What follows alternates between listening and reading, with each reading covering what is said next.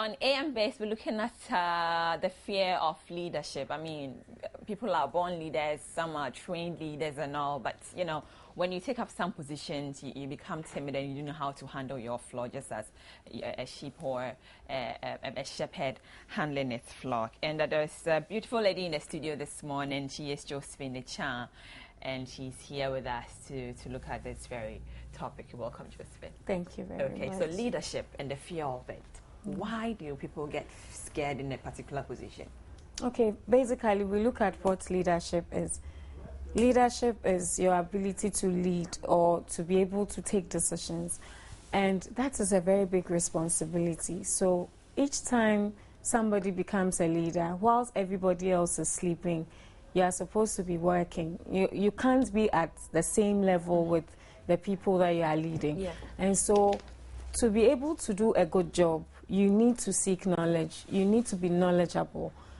Once you have knowledge, you'll be able to have your confidence, you'll be able to have your focus and your vision as well. But you know, sometimes people look at you and say, Echa, I think you'll be a very good leader, but you know in yourself, you know the way you are, but people look at the way you react and everything, and then they say, you'll be a leader, and then you take up some position you're not quite sure of. How do you handle that? I think that like every endeavor in life, you need to train yourself. Even though some people have qualities that makes them stand out, you need to be able to know what you want to do and to get or seek knowledge on whatever field you find yourself. So if I tell you, Echan or Josephine, I think you can be a good leader. You know, you can take this position, and then you don't train yourself and all, and then you take it on that position. You will feel, right? Yes, you are bound to, because knowledge is power. Once you have knowledge, you know how to avoid mistakes, you know how to excel. In any case, every field that you find yourself has its challenges, and so you should be able to position yourself to achieve. You can't just say, oh, because everybody thinks I can do a good job as maybe the president of Ghana, I just take up the mantle and I don't know anything about that office. It doesn't work like that. So now you are in the, let's use the presidency. Now you are there, okay, and everybody's looking up to you. And then, you know, in the night, you just, this is a huge challenge that I've taken upon myself to do. And then you just thinking. How do you deal with that? Because you are so scared looking at all the sectors of the economy and everything. So you have a lot of things of pressure on you, and then you have to smile to the cameras every day looking, everything is fine. But you yourself know that's in the now. Fortunately, you will not be the first president. So you need to consult. Others have gone ahead of you. So you should be able to talk to one or two people who have gone ahead of you. How did you do it? Talking to other people who have taken that position before gives you a preview, a view or ahead of time what you are supposed to expect. And they should be able to tell you the mistakes they made, and in doing so, you'll be able to avoid their mistakes, excel where they failed, and then you can even create your own leadership style. That's something we say, excel where people... How would you know? Perhaps maybe with the finance and you handle money, and then someone failed over time, they fail continuously, and then you came in and said, well, I'm going to do it. You read the portfolios, and you don't even know how to do it. You know, we just say excel when they fail, but how do we do it? Every endeavor, I keep saying, in life, somebody has achieved. Maybe where they failed geographically, you can change locations and look out there who has succeeded financially in their economies. Yes, you can gain that experience from that person to do a good job. But is it okay to be afraid of a certain position? Fear is part of humanity, but you don't allow fear to cripple you so as not to be able to do what you have to do. But fear is part of humanity. It doesn't make you inhuman, or it's not unnatural. Fear is part of humanity, but your ability to overcome that fear, that is what makes you exceptional. So you identify what you are afraid of, and then you work on that, and then you become exceptional. Yes. Now let's look at your book, When Men Fell Asleep. Why this title? Yeah, it takes you into a point in time on the University of Ghana campus when our elections failed to produce a president for the Student Representative Council. Which year was this? It was 2004, 2005. And we were able to have the secretary, myself, the treasurer, who was also a female.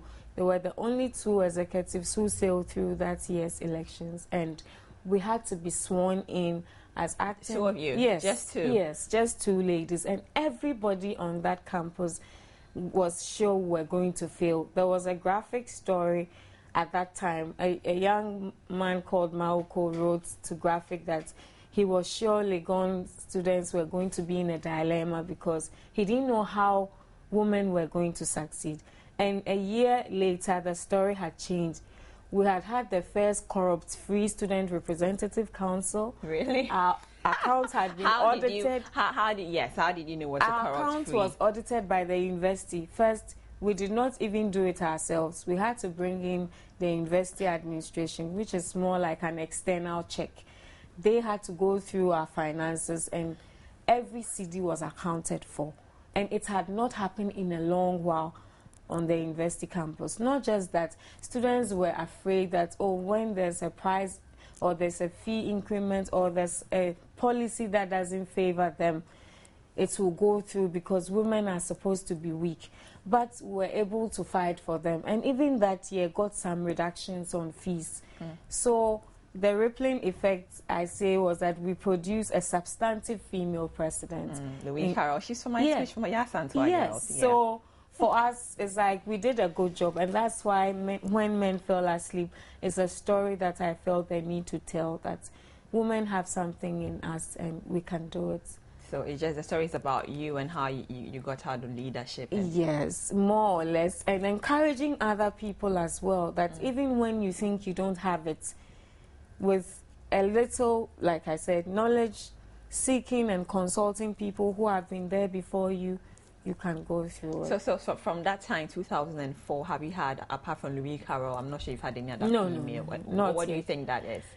I think that maybe because no other woman has decided I can do it, so they have not come up. Are we interested, or are they interested in taking that, SRC position? That is something that we should work on, because women, whether we like it or not, are everywhere in our society. And if we don't train ourselves to be leaders at that level, it will be difficult to come out and have positions outside the university, because it's a training ground. Is it about just positions, or it's about you thinking, or no, you have something in you that you want people to see, to help the campus or society? Is it just I'm a woman and then people think this, I just want to come out? What was it? Was it something in you wanted to show? Or was it just, well, the guys are, dumb and I think I'm going to show my powers? Was it like a superiority something, contest you were doing it? No, leadership is influence. And so if you have something positive that you want to influence society with, that's one channel of doing it. And so for me, I wanted to contribute to the University of Ghana Society. That was why I took up the secretaryship in the first place. And so did you just decide, that's the question, did you just decide in your sleep, I can be a secretary of this school? I prayed to God and God said, go my daughter, go. Was it something you saw people say, oh, Josephine, you can be a leader, you can be this? Or you decided yourself, I have this in me and I want to share with the rest of the world? Interestingly, it's not every time people see what you have in you.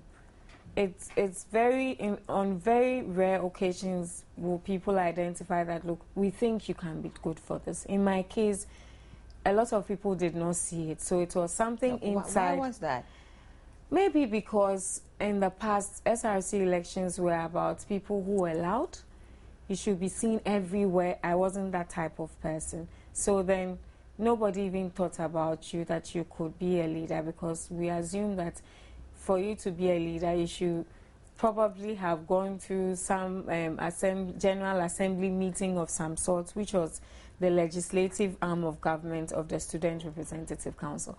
I wasn't there, but I was following what was happening. So I encourage everyone not to wait for somebody to identify, because sometimes people cannot see what you have in you. So it takes you yourself to identify what you want and then go for it. What if you're in the same case? What if you identified yourself and then you came telling me, I think I want to do this, and I said, just not for this one, you know, the discouraging point. How did that make you feel?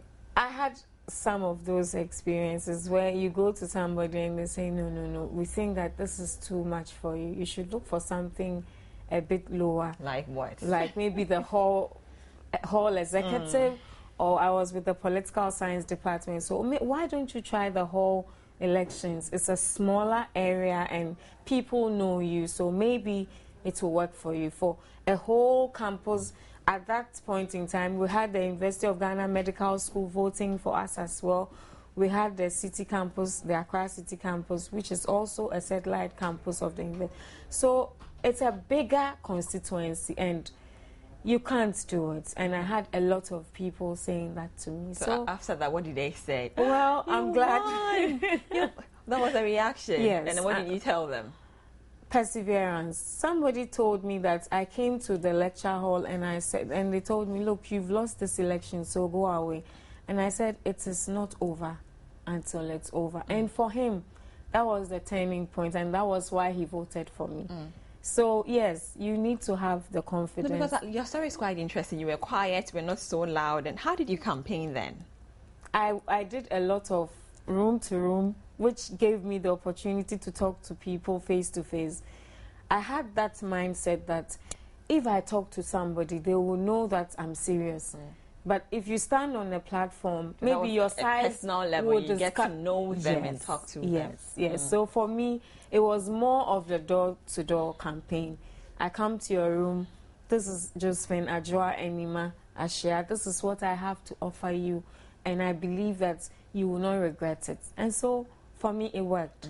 It worked. Looking at women in politics now, what do you think? Do you think we should encourage ourselves as women to be in politics? I mean, taking up national developmental issues and all. Women should do that because women have compassion. I'm not saying men are not sensitive, but when you take a man and a woman, we see things differently.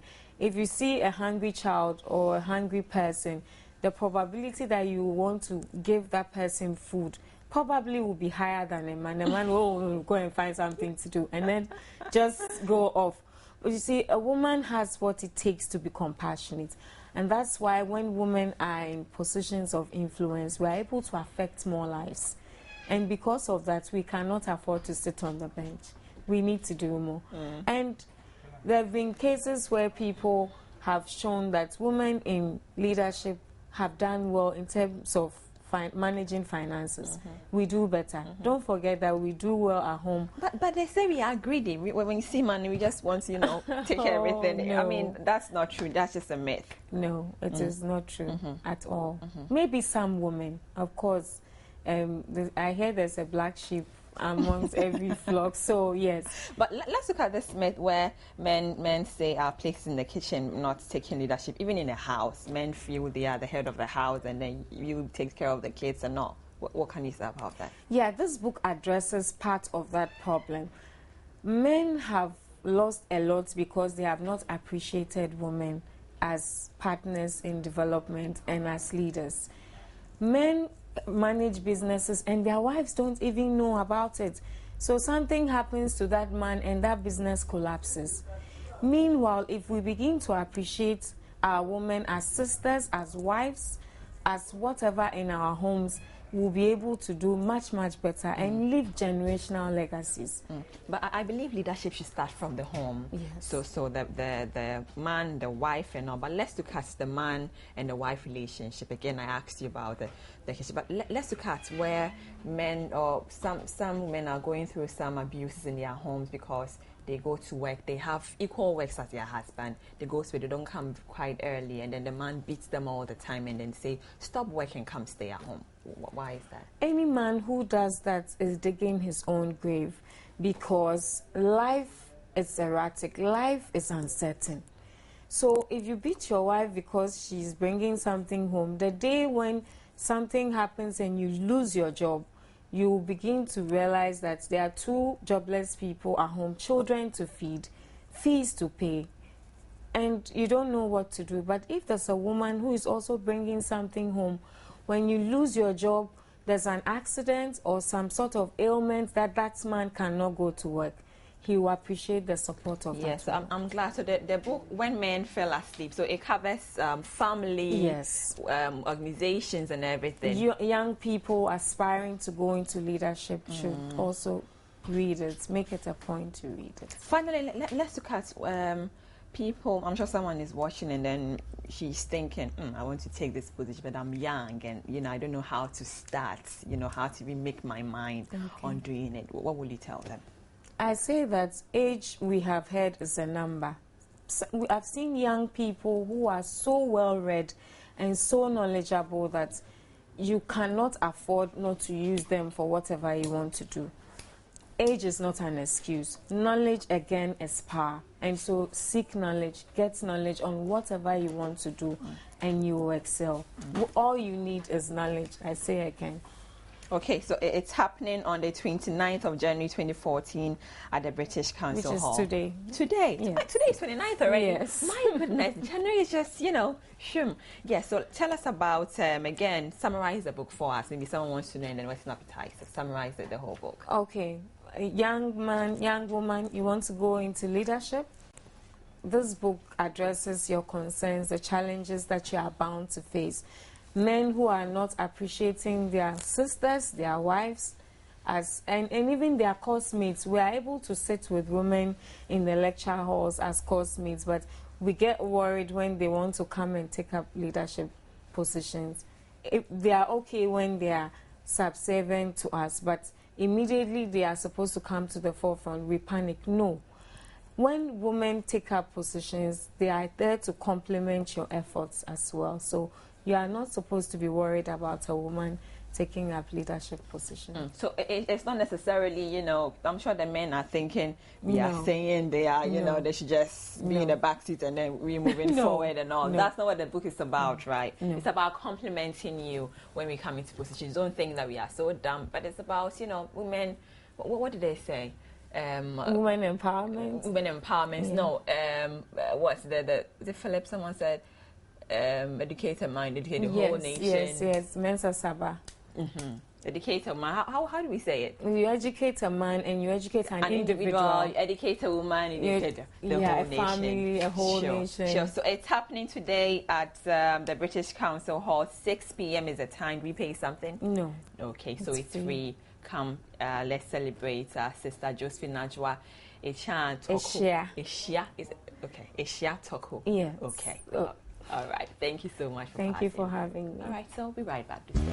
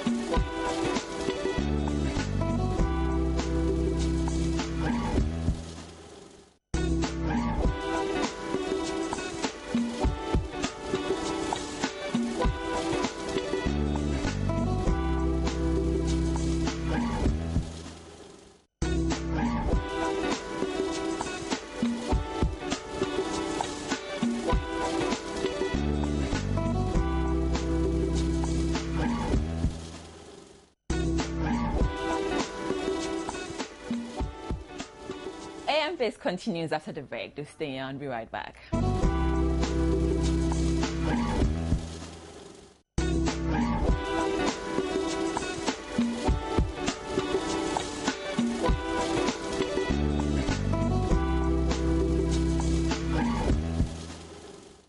The Ghana Stock Exchange came out with a product to help SMEs list on the market.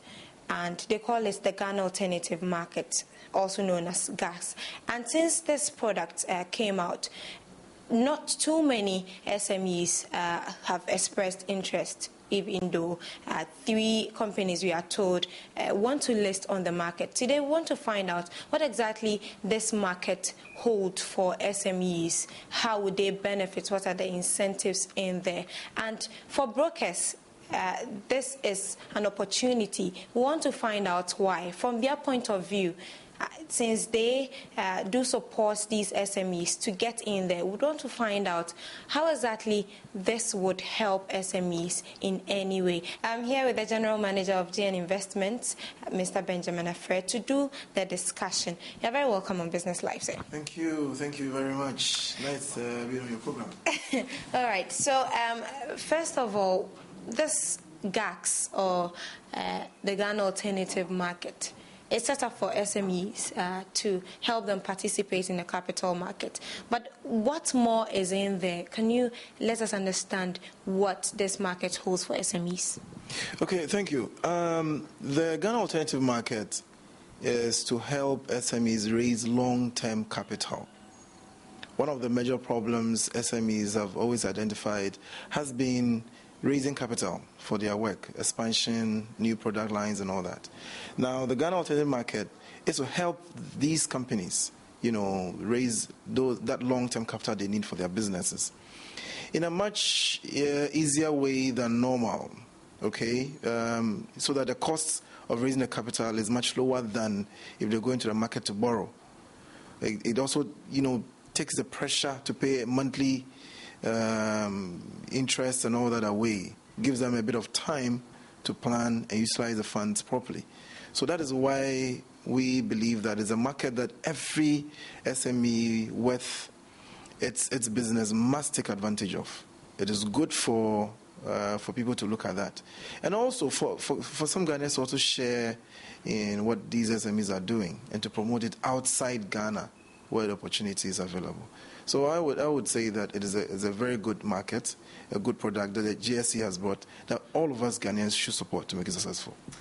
Now, the processes for these SMEs to list on the market, how different is it from the other companies who do list? You are a broker, so let us understand how convenient this market is. Well, to start off, because of the relevance of the Ghana Alternative Market to the economy, what the GSE is doing is that there are certain rules that they've bent over to make it a bit more flexible for the SMEs to list. That is one. Secondly, to support them, the stock exchange, in collaboration with some partners, have put together a fund, an SME support, listing support fund, because some SMEs might not be able to raise the initial money they need to engage the valuers, the auditors and accountants to do all that. Now, what the support fund is supposed to do is to help them pay for some of these costs. Then again, so that is something that is coming to help them, and that is not available to those who list on the regular market. That's another advantage. And also, there are some fees that normally, if you are listed on the market, you would have paid. But the stock exchange is saying, we are waiving those ones for now. And even the Securities and Exchange Commission is willing to waive some of those fees off so that some of the SMEs can list, or the SMEs can list. And then with time, as they grow and become better, then maybe they will pay some of these fees. Finally, I look at some of the disclosures that, the stringent disclosures that are supposed to be made on the main market. But some of them have been watered down so the SMEs can easily list on the market. So these are some of the quick advantages that comes to mind. Again, if you look at the fact that as soon as somebody lists on the market, you have that global appeal. Everybody who clicks on the Ghana Stock Exchange will see your name there as one of the companies to be invested in. So it gives you that global appeal, that global market. Because once you go there, somebody wants to know what does this company do and whether I can take advantage. So there are so many positive sides, and I think, seriously, that all SMEs must look forward to listing on the alternative market. Now, you talk about all these incentives, how simplified the process has been. So how come we don't have a lot of SMEs listing? We've only heard of about 3 companies. What's happening? Well, that's what we've started. Education hasn't gone down well. And it was something that came up just last year as well. You know, there's stock exchanges everywhere. So companies like GN Investment and the like try to help promote it and educate people. And that's why I'm happy to be here today, because then I can explain to people why they must come onto the market. Again, if you take GN Investment, we have branches throughout the country. So we are using that as well to get to SMEs who potentially would be able to list on the market. Now, you just took the wind out of my sail. I was going to ask how brokers you can come in to really help these SMEs to list on this market. How are you supporting the GSE? Well, we are doing the education. So we have quite a number of corporate clients that we deal with who are in the SME sector. So what we are doing is we are talking to them individually and also as a group.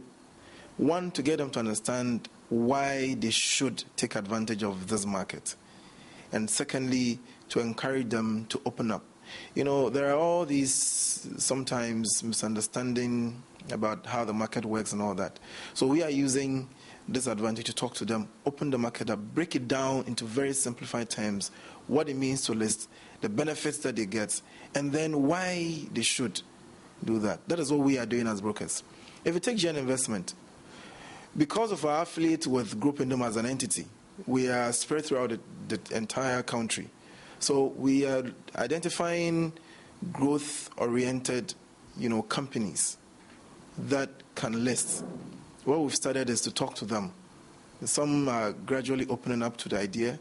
And so I'm very, very hopeful that 2014, even if we don't list as many as we want to, we'll get a lot of them with that interest so that we'll see a much bigger, much better market going forward. Now, let's talk about the funds. The GSE is contacting some partners to raise funds. How satisfied are you with this thing you want to do? Well, for one, I would say it's a laudable idea. Somebody wants to raise long-term capital. What the GSE is doing is that, okay, let me step in to help you pay off some of the costs at the initial stages so you can access the long-term capital. Once you are done, then you can pay us back whatever that you took, And I think it is really a very positive step that the stock exchange is taking. Mind you, when the companies do well, even though the stock exchange will benefit, but the larger chunk of it will go to investors. Okay? So it is a very, very positive step they're taking, even though the money might not look so huge, but it's a very positive first step, and I think it should be encouraged. So other partners who are willing to support our market should come in and help the stock exchange do that. Now, I'll still stay with the funds. SMEs do complain about access to credit. They do complain about the monies to even work with. How would this GACS, play in this particular challenge that the SMEs face? Okay, so normally an SME will go to the bank with application and all those things to access credit, and the bank will do its own credit analysis and all those things. And sometimes you can't fault the banks, when they reject some of them. Sometimes people don't pay back, and so it makes the costs of credit quite high because the banks also need to guarantee or safeguard the interests of those who are depositing the money. Now, with the Ghana alternative market, similar processes will go on, but in a much more relaxed atmosphere, in a much more detailed form. Because one, this long-term capital companies are looking for. So you must do some very good work to ensure that when you put the SME on the market, one, they will do well for the benefit of not only the company, but most importantly, the investors. You're looking at asking somebody to, give off part of his or her shares so you can put money in the company and turn it around or make it better. So in that case, it is important that you look out for very good companies with growth potential. Sometimes they may not even have been operated for more than a year, But if you look at the business model, if you look at what they are doing, if you believe that they are a growth-oriented company, then these are companies that would easily go there and want to help them list. Now, so once we've identified a company or a company approaches us for such a thing, we'll just go through their books initially with them. We, for example, have a technical committee in-house, which would then assess the company and look at, okay, it's good, maybe they need A, B, C, D, and D to make them tight enough for listing. So we'll do that in-house before we even take your application to the stock exchange for approval and then for the listing. But the beauty of it is, for example, the maximum that potentially will cost you to be able to raise money for that long-term money might be about 5% of how much you are raising. But if you are doing debt, which is going to the bank to borrow, then you are looking at maybe the processing fee on top of the interest rate that we applied. Now, once you also list, you see with the credits, you'd have to pay monthly either all the part of the principal and the interest or some other, permutation. But here, one is long-term capital. So the only thing you should be concerned about is how you can turn this money around and at the end of the year provide some dividend for your investors. There might be companies that might not be able to do dividend maybe first or second year because of the industry. But from third year onwards, they will be exceptional. So look out for such companies, to help them list on the market. And like I said, I think it's a good opportunity that SMEs should look out for, because it won't be as difficult as it probably might be in accessing credit. And then the pressure to pay every month might be taken off, so they can think more of how they can make maximum use of the long-term capital that they will get for the expansion, for new product lines, etc. Thank you very much, Mr. Benjamin Afre. So we have been speaking to the General Manager of GN Investment, and he has been telling us that there is opportunity in the Ghana alternative market, and SMEs should really take advantage of this opportunity. A lot of incentives there, a lot of benefits there. They do not want to miss out.